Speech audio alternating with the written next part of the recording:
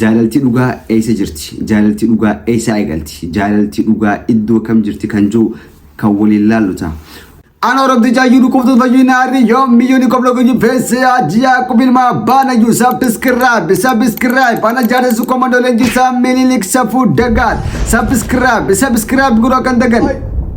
Abo ni marate maaluma dawatati maaka gowwaati akkana maleen beekan heerti muguloos dagaan akka subscribe gura yirdiin heer. Obboleeyya kiyya subscribe naa godha khalaas si godhe kana jettu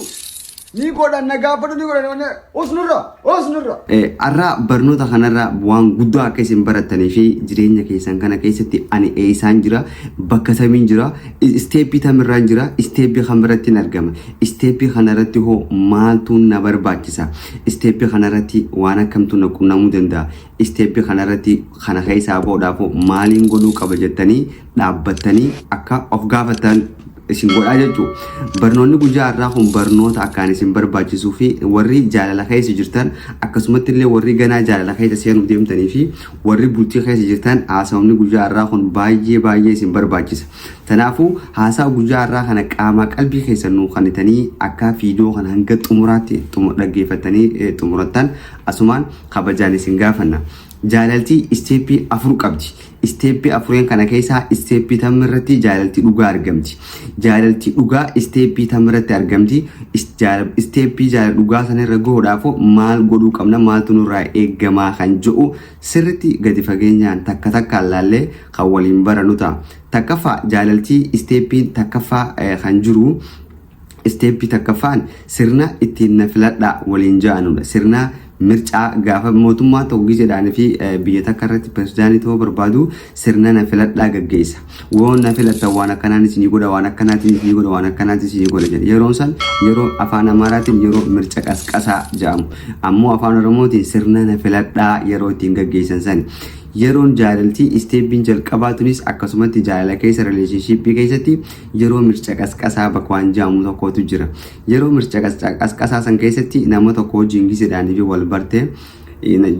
giseedhaan fi hariiroo jaalalaa yookaan immoo wal barnootatti eegaltan akka malee walii dawwaltan akka malee kannaa walii kannitan ilillii walii bittaniitti kannitan jaalala dhugaa walii garsiiftan halkanii guyyaa walii dawwalatan yoo wal agartan malee hirribni isiniin qabatu bakka si malee jiraachuu akka waan isa malee jiraachuu hin dandeenye tokkotti maaliif hormooniin keessan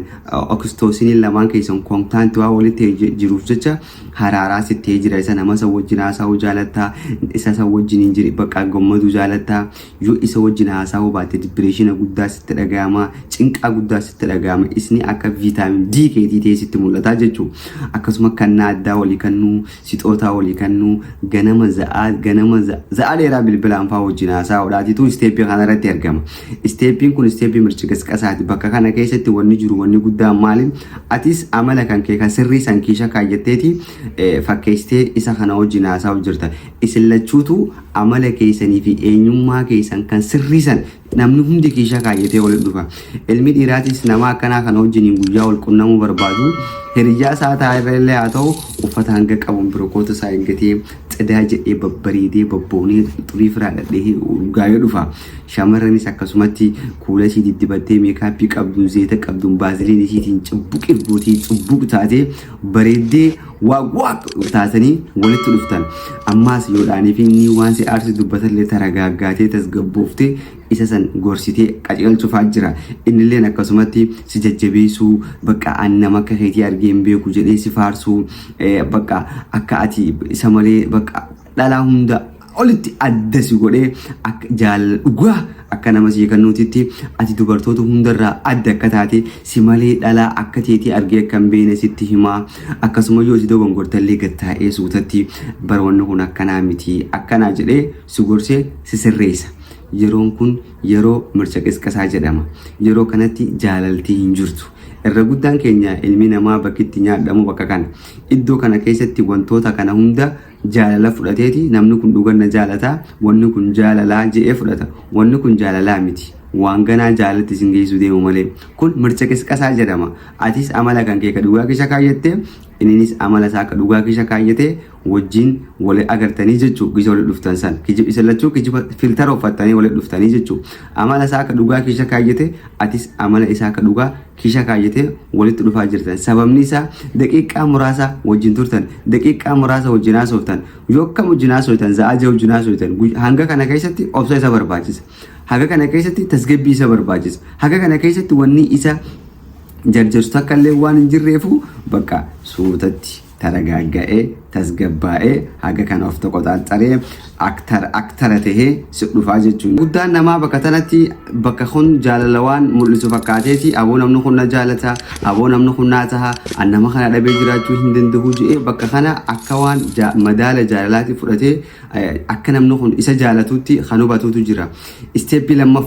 isteeppii lammaffaa wantoota amma himne kana eega dabarseen booda wantoonni ammaa kun garamsi ofa gara walitti dhufeenya hariiroo bultii yookaan ammoo mana tokko keessa wajjin jiraachuudha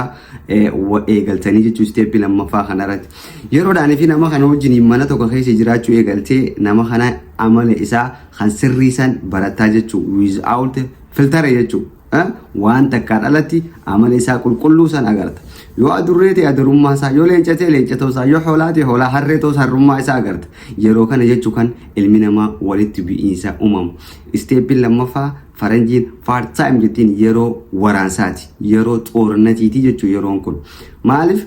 isin lamaaniitu mana tokko keessa waliin jiraattanii hanqina keessan agarta atis hanqina isaa agarta innis hanqina kan kee agarta isin lachuutu hanqina keessan kana gisedhaanii fi wal agartan hanqina keessan kana sirreessuuf jecha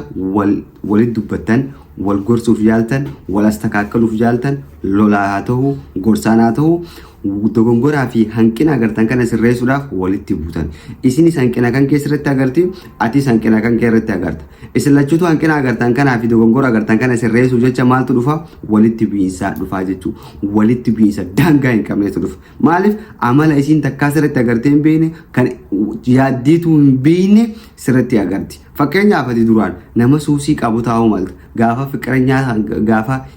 jaalallee keessa janajjanaa fi paartii isteeppii waan keessa waliin turtan isteeppii mircha qasqasaasan keessa gaafa waliin turtan ati nama siggaara aarsun turre nama giseedhaan bisii wajjin wal agaru xiddit jettee boontee allabaabasii kan keessa takaakaltee ajaa'iba taateetii si wajjin wal barte arrammoo giseedhaan fi mana waliin dhuftee isinis mana si wajjin eegalte siggaara keessa baafata shishaa kee irra kaayyetta kaarsiin kan kee ajaan isaa waan biraa fakkaata isinis akkasumatti gaafa duraan ala jirtu san intala yoo ati ergatte okay siin jettu yoo duraan ajajamte ishii siin jettu arra gaafa mana si wajjin dhufte sakon akkam daawwate maa afaan babbanaa kun siin jetti kabajaa waan siin jaamu hin qabdu jechuu maaliif amala sii kan agarta yeroo kana keessa maa waliin jetta way ansilaan akkana siyaasitti hin dhiyaadha nama akkanaa sisee akkamatti jireenya keenya keessa galchettee akka malee gadditaa jechuu akka malee rifatta amala sii kan sirrii atis amala isaa kan sirrii san agarteeti yeroo kana keessatti walitti bu'iinsa daangaa hin qabne walitti buutan hagama guddoon isin jidduu dhuftee faamiliin isin jidduu dhufee lola keessan ollaan dhagahee namoonni adda addaa dhagahee ogisee meeqa walitti araarfamtanii haga deemtanii takkatti walitti bu'iinsi cimaan isin jidduu uumamu garuu bakka toon kun lola sirriiti lolli kun baay'ee nama barbaachisa lolli kun yoodhaaniif hin jiraanne jaalalti dhugaa argamuu hin dandeessu jechuudha irra guddaan ammaas bakka kana keessa wanni isin dogongolu